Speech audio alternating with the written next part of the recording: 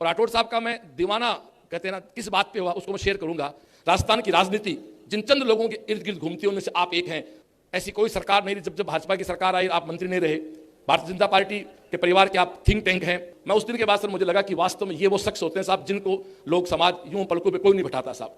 मेरा चुनाव का भी कोई मूड नहीं था, आपका आदेश था नहीं तेरे को चुनाव लड़ना पड़ेगा, तो मैं आपकी बात को टाल नहीं पाया। श्रवण जी अकेले नहीं हो, फोन कर लेना, चूरू से सीकर आने का टाइम तो लगेगा, बाकी इंतजार नहीं करेगा। जिसका कोई नहीं उसका खुदा है यारो।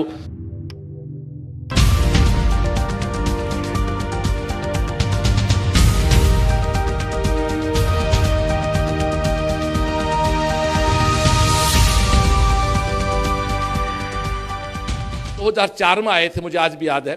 और राठौड़ साहब का मैं दीवाना कहते हैं ना किस बात पे हुआ उसको मैं शेयर करूंगा, तो आप भी मान जाओगे कि वास्तव में बड़ा व्यक्ति बड़ा कैसे होता है, क्यों वो बड़े होते, क्या क्वालिटी है। 2004 में विजयोत्सव हुआ। पूरी साल हम लोग मेहनत करते हैं, तैयारी कराते हैं। जो बच्चा आईआईटी में जाता है, एनआईटी में जाता है, मेडिकल में जाता है, उसका एक साल के अंत में हम लोग सम्मान समारोह करते हैं। विजय का उत्सव है तो नाम है इसका विजयोत्सव। 2004 का विजयोत्सव हुआ। आप हमारे मुख्य अतिथि थे, उसकी कुछ फोटोज यदि निकाल के साथ ही निकाल दें कैमरामैन तो डिस्प्ले कर दें। आप फंक्शन में चले गए, तब आप मुझे भी नहीं जानते थे भाई ने, हम तो खैर जानते ही थे। आप मेरे को इतना भी परमेश्वर और हमारे मांगीलाल जी भाई साहब पुजारी जी उनके वो आपको लेके आए थे, भी ठीक है श्रवण एक।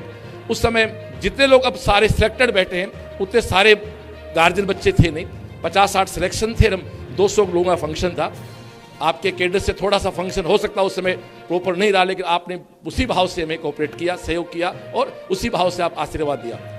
मैं क्यों आपसे जुड़ा, मैं इसलिए नहीं जुड़ा कि आप बड़े पॉलिटिशियन रहे, ऐसी कोई सरकार नहीं रही, जब भाजपा की सरकार आई आप मंत्री नहीं रहे, भारतीय जनता पार्टी के परिवार के आप थिंक टैंक हैं। ये सब बातें आपके लिए बहुत छोटी है, आप इनसे बहुत ऊपर हैं। अभी जो इश्तियाक ने कहा ना, ये सूरज है जो सर झुका के बैठा है। दोस्तों 2004 में आप गेस्ट हुए, फिर एक कोई जानकार परिवार की बच्ची लाड कंवर, मुझे तो नाम याद होना ही था। 2004 में एडमिशन हुआ, साहब का फोन आया कि श्रवण भाई ये देखना परिवार की बच्ची है, एडमिशन हो गया। मैं परमेश्वर करीब 2004 के बाद 13 या 14 में साहब से मिलने गए, 8-10 साल बाद। जब आप फ्लैट में रहते थे सर, इधर होटल हिल्टन के जो फ्लैट है वहां पर रहते थे, ऊपर की 17वां फ्लोर था शायद आपका।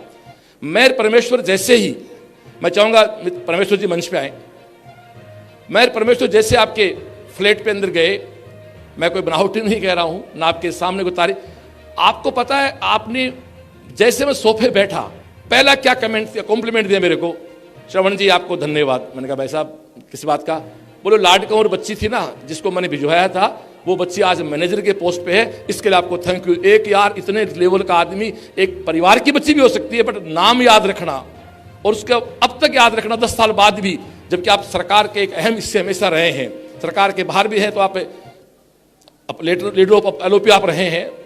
राजस्थान की राजनीति जिन चंद लोगों के इर्द गिर्द घूमती है उनमें से आप एक हैं। मैं उस दिन के बाद सर मुझे लगा कि वास्तव में ये वो शख्स होते हैं साहब जिनको लोग समाज यूं पलकों पे कोई नहीं बैठाता साहब। तो वो चीज़ मेरे दिल पे इस तरह स्ट्राइक की, उसके बाद मेरा आपके प्रति बहुत लगाव रहा और मुझे मंच पे इस बात को स्वीकारने में कहीं बुराई नहीं है। मेरा चुनाव का भी कोई मूड नहीं था, आपका आदेश था नहीं तेरे को चुनाव लड़ना पड़ेगा, तो मैं आपकी बात को टाल नहीं पाया, चुनाव लड़ा। मेरे चुनाव में सबसे ज्यादा सभा किसी नेता ने की तो आप थे। आपने पहले एक सभा की राजपूत समाज की, फिर आप मेरा फॉर्म भराने के लिए आए, फिर आप बेसवा प्रोग्राम में आए। ऐसा कोई दिन नहीं होता था जब आपका शाम को डेली फोन नहीं आता था।